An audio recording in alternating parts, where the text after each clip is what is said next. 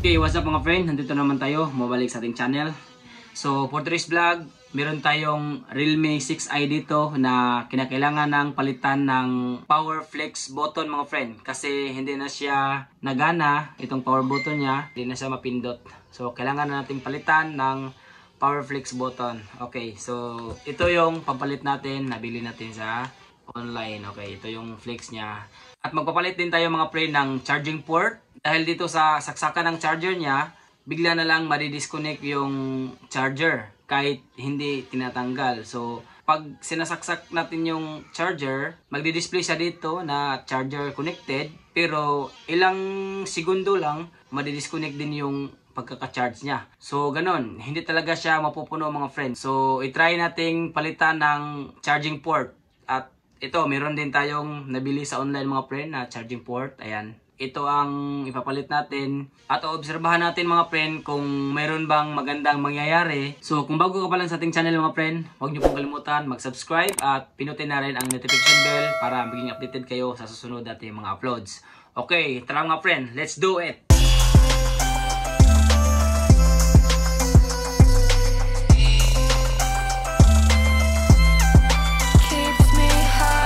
Alright, so tanggalin na natin mga friend itong SIM card niya para matanggal na natin ang back cover. Alright, so tingnan nyo mga friend, hindi na talaga siya ma-off, hindi na siya ma-turn off mga friend. Ayan. So kailangan natin mga friend na tanggalin una itong back cover niya mga friend. So gamitan natin ng heat blower or heat gun para mapalambot natin mga friend yung mga adhesive na nakadikit dito.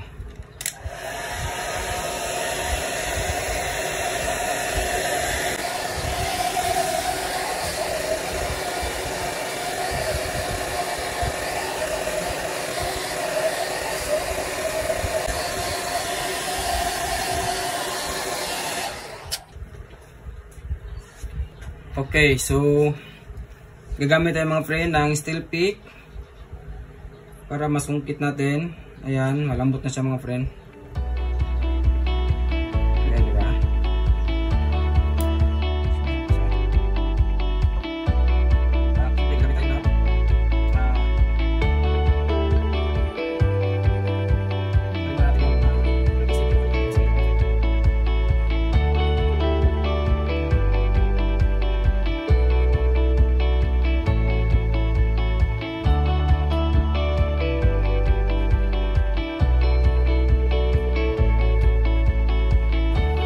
Okay, so gamitan natin siya nitong manipis na card mga friend. Ayan. Plastic card. Yung baraha mga friend, pwede na yun magamit natin. Ayan. Para lang ma-detach natin yung mga glue mga friend na nakadikit sa kanya mga friend.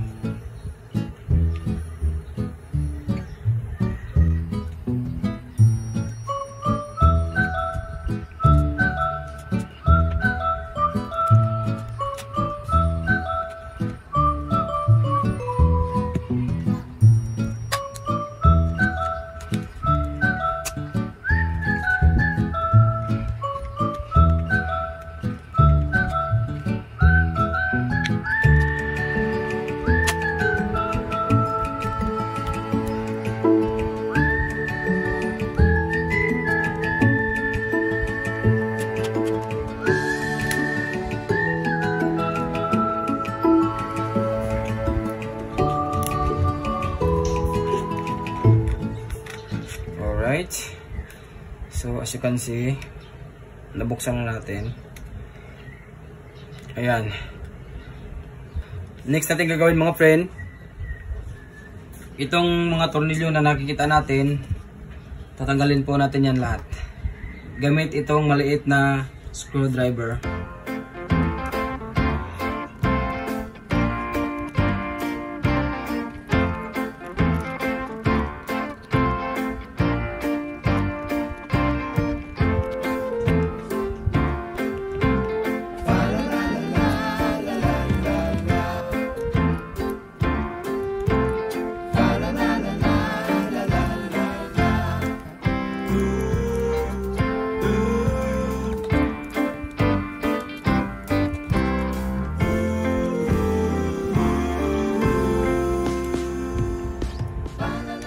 Alright. So ngayon, tatanggalin na natin itong pinaka back cover niya mga friend. Gamitan natin ng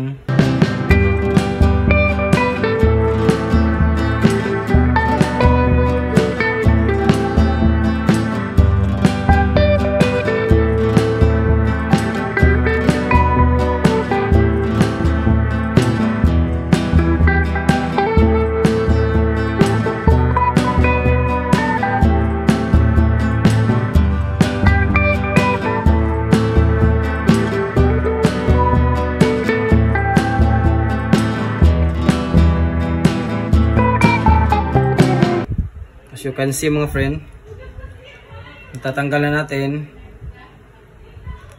Ayan, tatanggalin natin itong motherboard niya mga friend. At may nakikita pa akong dalawang tornilyo dito, kailangan natin tanggalin.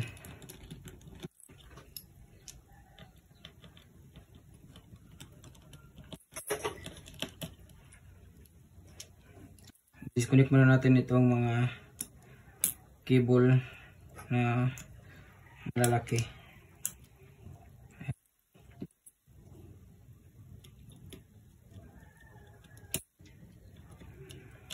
Okay. Can see. So ingat lang mga friend. Ayan, may maliit na cable pa dito. Depende sa inyo mga friend kung tatanggalin ninyo. So in my case, gaganon ko na lang.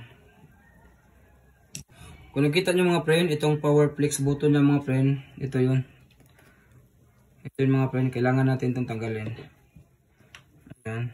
Hindi na nagana itong power flex button niya. Ayan, wala nang response. So, yun, kailangan na natin itong tanggalin.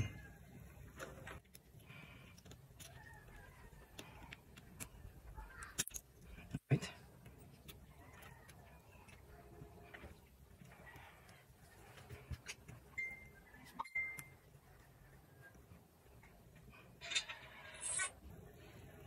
So ito na mga friend. Ayan. Tanggalan natin ang sirang power flex button. At ito naman yung bago mga friend. Papalit natin.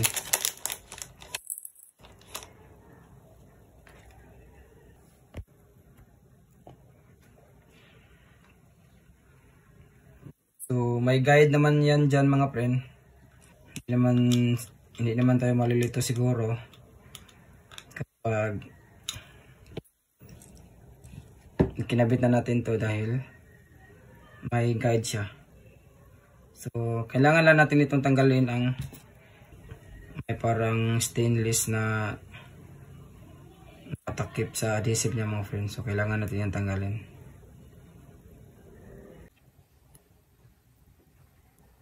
Alright. So ayan, tanggalan natin. Ilapat na natin ito mga friend dito.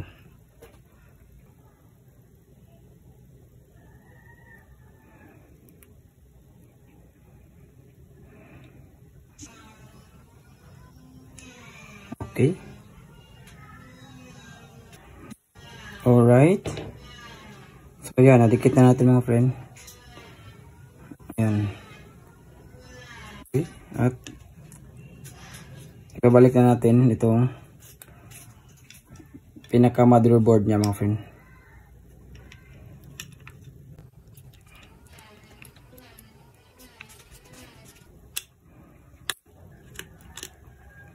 Alright. So ayan. Okay. At balikan natin yung dalawang tornilyo kanina.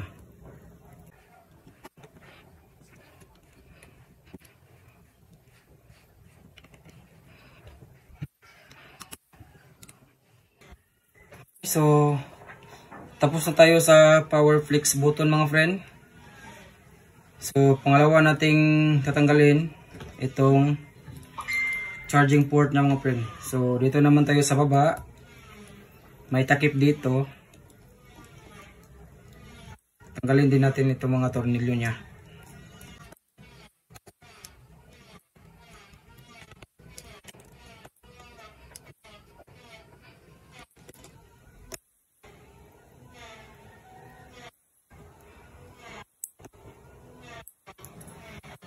Yan.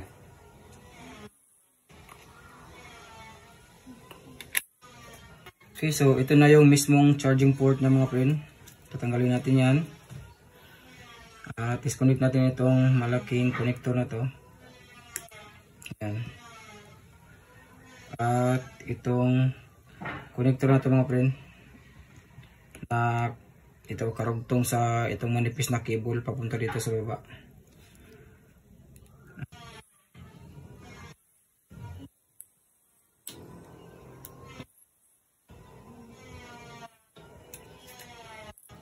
Galin natin.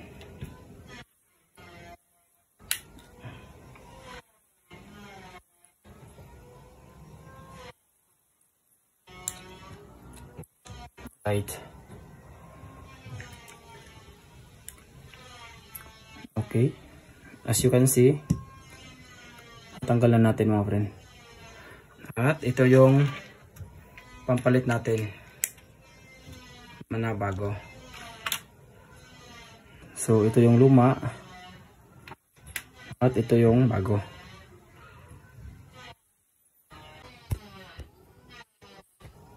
Okay, so ganyan lang mga friend ang pagpalit. Dapat lang natin ng ganyan.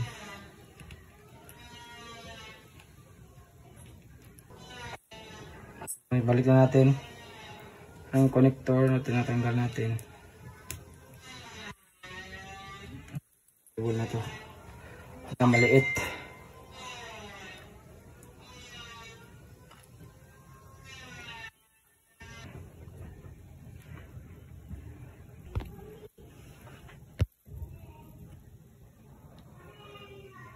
Okay, so ngayon babalik natin ang mga tinatanggal natin ng mga connector. Tsaka itong battery para ma-try na natin mga friend. Alright. At pati na rin itong takip sa baba.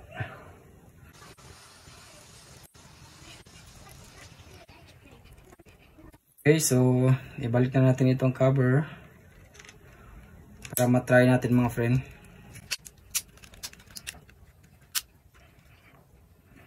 Okay.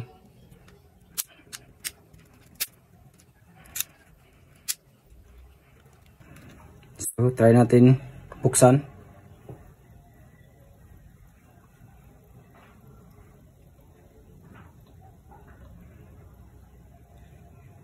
Okay.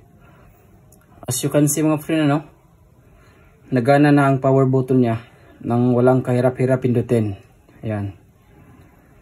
So, okay na yung power button niya mga friend. Nagagamit na siya. So, maya-maya try natin itong charging port. So, try natin ang kanyang charging port. Okay, nag-charge naman siya mga friend. Ayan, so as you can see, may logo na siya dyan sa taas. So, ulitin natin. Ayan, wala. So, meron pa siyang 26% na battery. So, mabilis yung response niya. Yung charging port niya dito sa baba, hindi na siya paalog-alog. Hindi gaya nung kanina. Tapos rin siyang mari-disconnect. So, obserbahan natin mga friend ng ilang minuto kung mari-disconnect ba siya mga friend. So, kanina mga friend, 26%. At ngayon, pagkalipas ng 10 minutes mga friend, ayan, naging 34% na siya mga friend. At hindi po iisang charger ang ginamit natin mga friend. Tinatry din natin ng ibang charger at baka mayroon pa yung sakit na yun. Pero wala na siya mga friend. Nagpapatuloy pa rin siyang nagta-charge at hindi na siya paalog-alog mga friend. Ayan. Hindi na siya nagdi-disconnect. Fast charging siya mga friend. Fast charging ang nabili natin na charging port mga friend. So maganda ang response niya mga friend.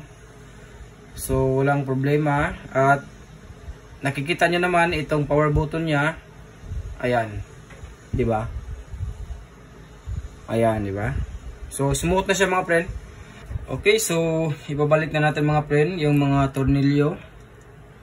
na tinatanggal natin.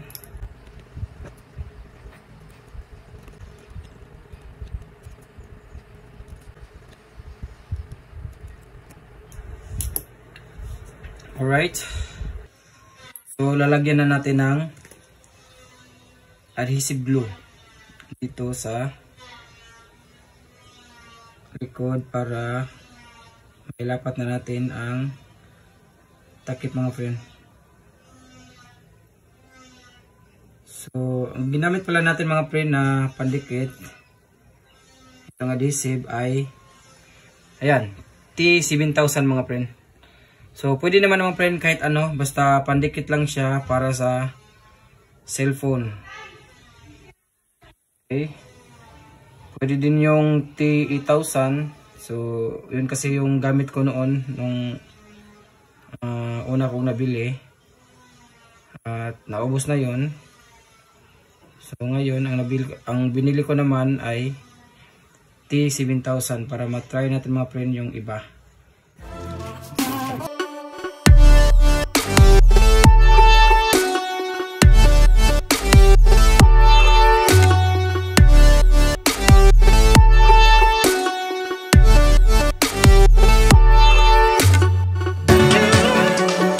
Right, so para sa mga baguhan mga friend, para sa hindi pa sanay magbaklas ng kanilang mga cellphone, so ganun lang kadali mga friend at mahirap din konti mga friend.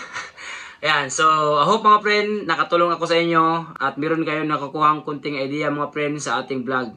Kung nagustuhan nyo naman mga friend ang video natin, huwag nyo pong kalimutan mga friend na bigyan tayo ng isang like at pwede din kayong mag-subscribe kung hindi pa po kayo nakapag-subscribe sa ating channel mga friend. At pinutin na rin ang notification bell para maging updated kayo sa susunod nating mga tutorial. Alright, so this is Gmax Events Page 1, The Lazy Vlogger.